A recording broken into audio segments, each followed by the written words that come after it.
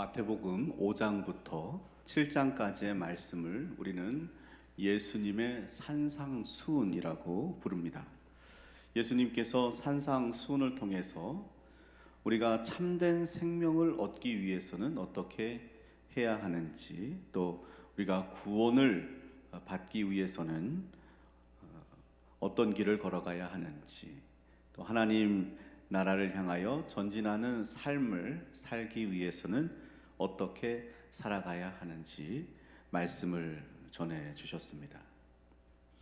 예수님의 산상수훈 말씀을 우리 기독교인들이 어떤 기준과 가치를 가지고 다른 사람들과 함께 이 세상을 살아가야 하는가, 초점을 맞춘 윤리적인 내용으로 이해하려고 한다면 이 말씀을 온전히 받아들이지 못하게 될 것입니다.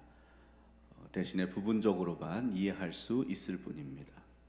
예수님의 산상수훈 말씀을 우리의 구원과 관련하여서 영원한 생명으로 가는 참된 길을 전해주시는 말씀으로 받아들일 때에 우리는 온전히 이 말씀을 받아들일 수 있게 되는 줄로 믿습니다.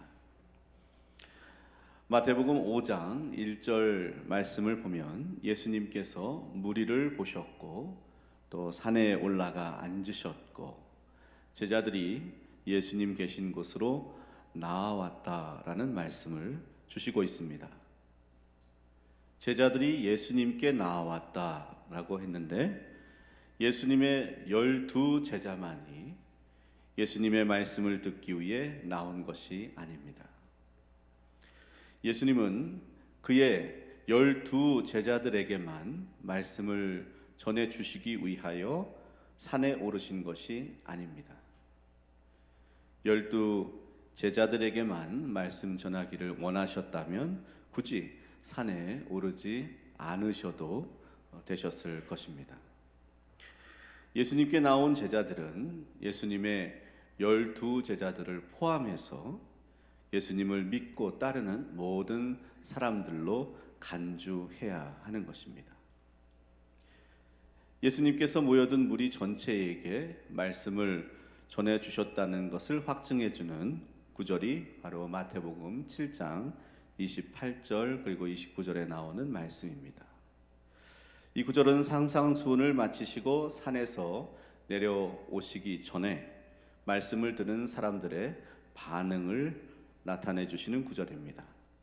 예수께서 이 말씀을 마치심에 무리들이 그의 가르침에 놀라니 이는 그 가르치시는 것이 권위 있는 자와 같고 그들의 서기관들과 같지 아니함이니라 라고 했습니다. 예수님은 하늘로부터 오신 분이시기 때문에 우리에게 어느 누구보다도 하늘을 향하여 나아가는 참된 길에 대하여 말씀을 해 주실 수 있는 분이십니다.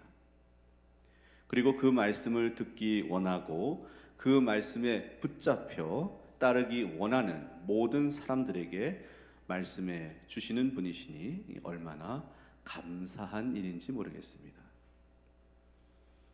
예수님은 산상수훈뿐만 아니라 비유로 말씀을 전하실 때도 그랬고 사람들에게 하나님의 말씀을 전하실 때에 그 말씀의 내용을 가능하면 한 사람이라도 더 모든 사람들이 듣고 깨닫고 받아들이기를 원하셨습니다. 특정한 사람들만 말씀이 필요한 것이 아닙니다. 모든 사람들이 하나님의 뜻을 밝히 깨닫고 그 진리 안에 거하는 삶을 살아가기를 원하셨던 겁니다.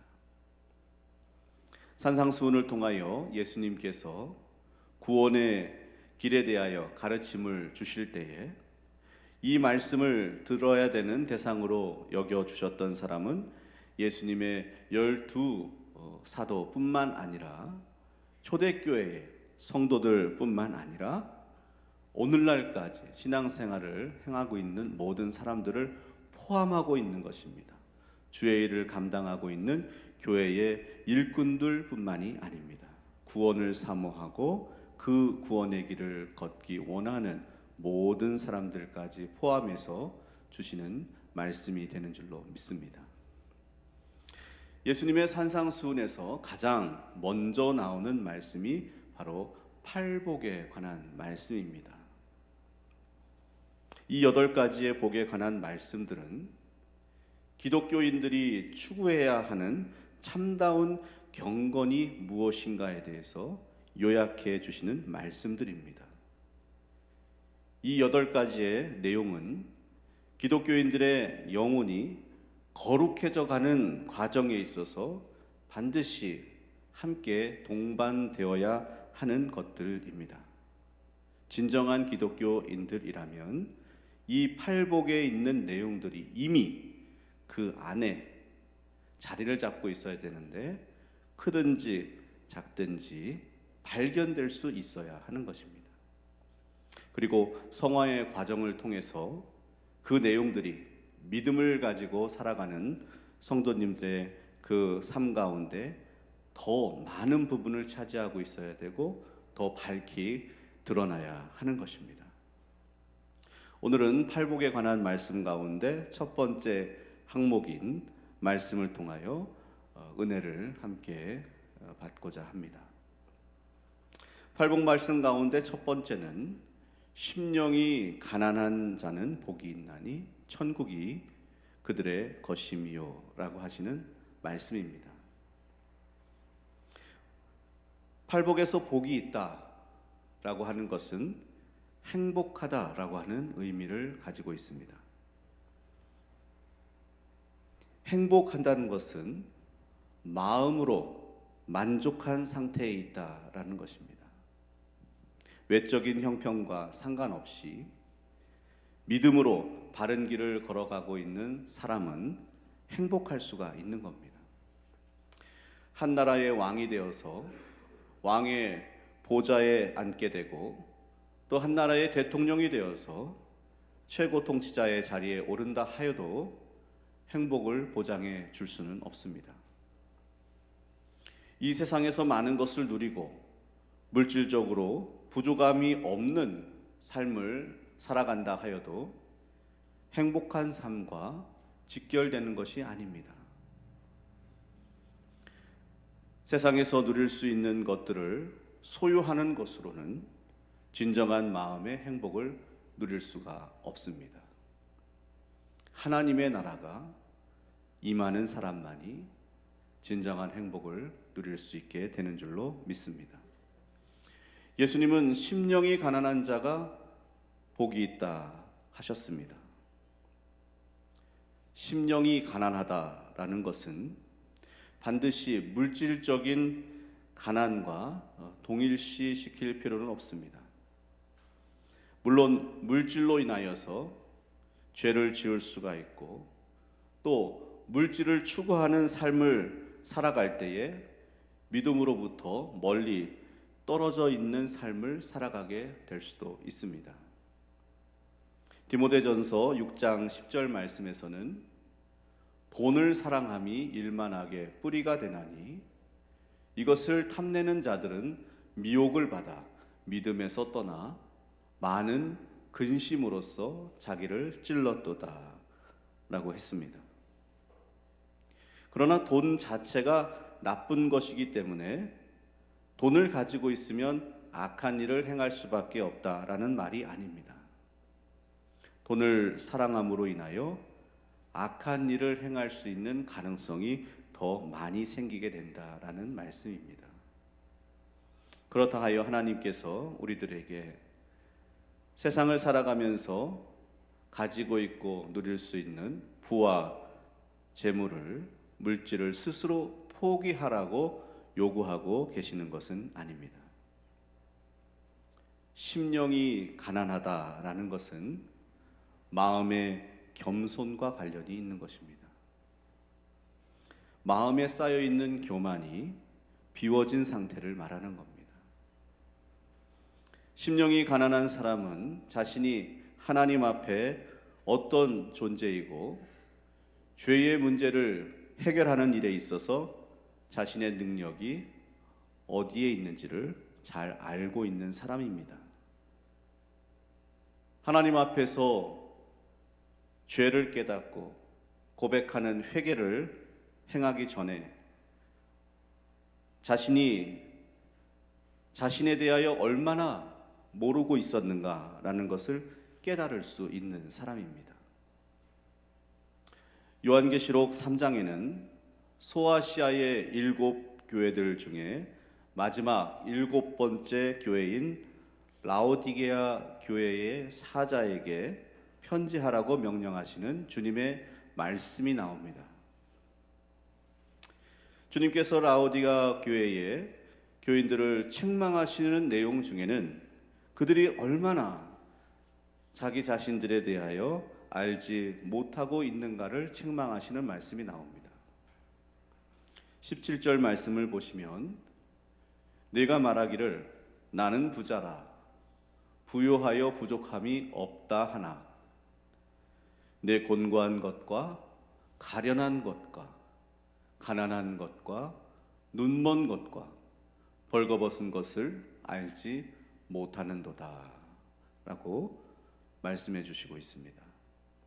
그리고 19절에서는 무릇 내가 사랑하는 자를 책망하여 징계하노니 그러므로 네가 열심을 내어 회개하라 라고 말씀해 주시고 있습니다.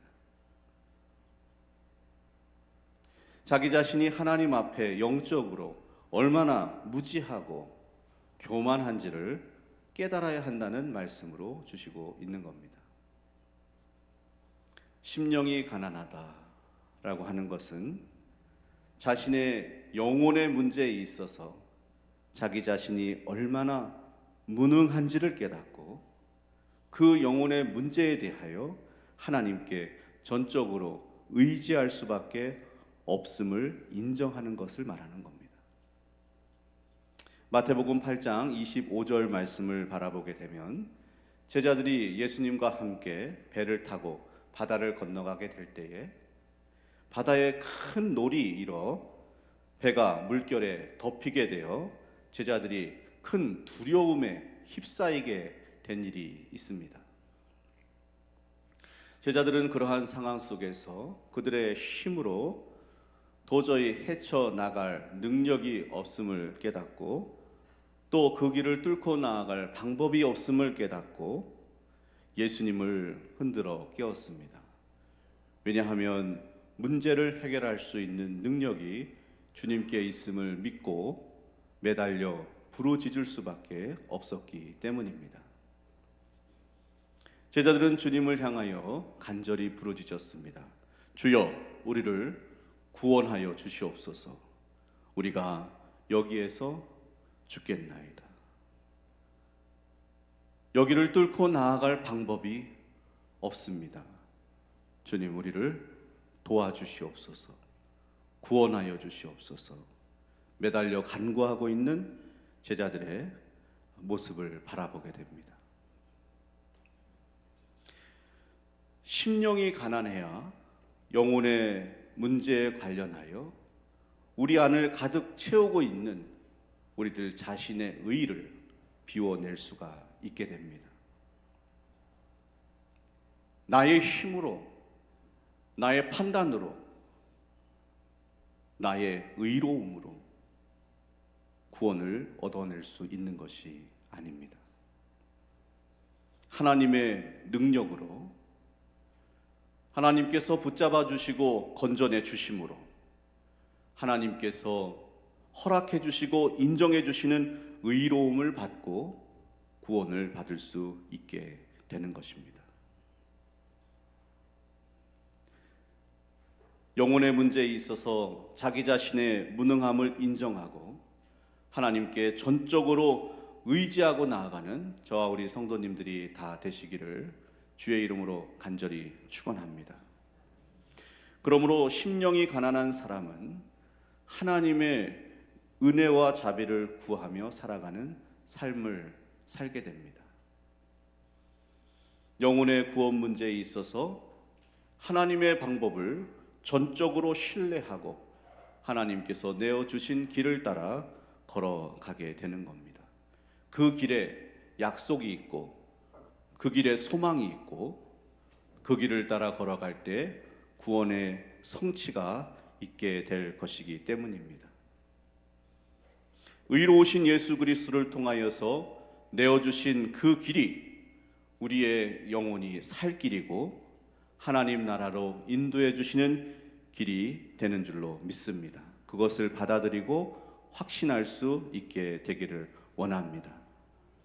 베드로전서 2장 24절 말씀에 친히 나무에 달려 그 몸으로 우리 죄를 담당하셨으니 이는 우리로 죄에 대하여 죽고 의에 대하여 살게 하려 하심이라. 그가 채찍에 맞음으로 너희가 나음을 얻었나니. 예수 그리스도를 통해서 내어주신 그 길을 걷는 자에게 예수 그리스도로 말미암아 죄에 대하여 죽게 되고 의에 대하여 살게 되는 은혜가 임하게 되는 줄로 믿습니다. 로마서 14장 17절에서는 우리 마음속에 이루어지는 하나님 나라에 대하여 이렇게 말씀해 주시고 있습니다. 하나님 나라는 먹는 것과 마시는 것이 아니요 오직 성령 안에 있는 의와 평강과 희락이라 했습니다. 심령이 가난해지지 않고서는 우리 안에 이루어지는 하나님 나라를 경험할 수 없게 되는 겁니다. 성령 안에서 주어지게 되는 어떠한 의도, 평강도, 희락도 기대할 수가 없게 됩니다. 이해할 수도 없습니다. 성령께서 확증해 주시는 은혜가 충만하게 채워져야 되는데 심령이 가난해지지 않고서는 그것을 받아 누릴 수가 없게 되는 겁니다. 말씀을 해 주셔도 듣지 못하고 역사해 주시고 있는데도 받아들이지 못하고 인도해 주시는데도 따라가지 못하는 삶을 살아갈 뿐입니다. 사랑하는 귀한 성도 여러분, 심령이 가난한 자들이 되시기를 바랍니다. 그리하면 하나님 나라를 향하여 나아가는 참된 길이 열리게 될 것이고 하나님 나라가 여러분의 것이 될 것입니다. 그로 인하여 세상이 줄 수 없는 행복으로 우리의 마음이 충만하게 채워지게 될 줄로 믿습니다. 영원한 하나님 나라에 들어가기도 전에 이미 우리의 마음 안에 하나님 나라를 허락해 주셔서 예수 그리스도 안에서 화평케 하시는 그 사랑을 깨달아 알게 하여 주시고 또 그 은혜로 말미암아 늘 겸손하게 살아가게 하실 줄로 믿습니다. 우리 교회 모든 성도님들이 우리의 구원이 전적으로 하나님의 은혜와 사랑에 의존되어져 있다는 것을 받아들여서 심령이 가난한 성도, 하나님께 대하여 늘 의롭고 겸손한 성도님들이 다 되시기를 주의 이름으로 간절히 축원합니다. 사랑과 은혜가 충만하신 하나님 아버지, 산상수훈을 통하여 하늘의 뜻을 전해주시는 예수님 말씀을 듣게 해주셔서 감사합니다. 우리가 하나님의 백성으로서 구원받기에 합당한 성도가 되게 하기 위하여 산상수훈의 말씀을 마음에 잘 새기고 깨달아 알아갈 수 있도록 도와주시옵소서.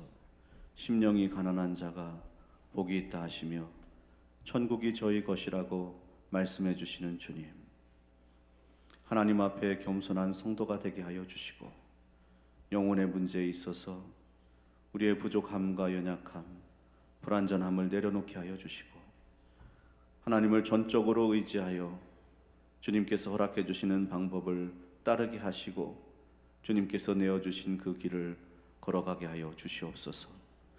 예수 그리스도로 말미암아 죄에 대하여 죽고 의에 대하여 살기를 원합니다.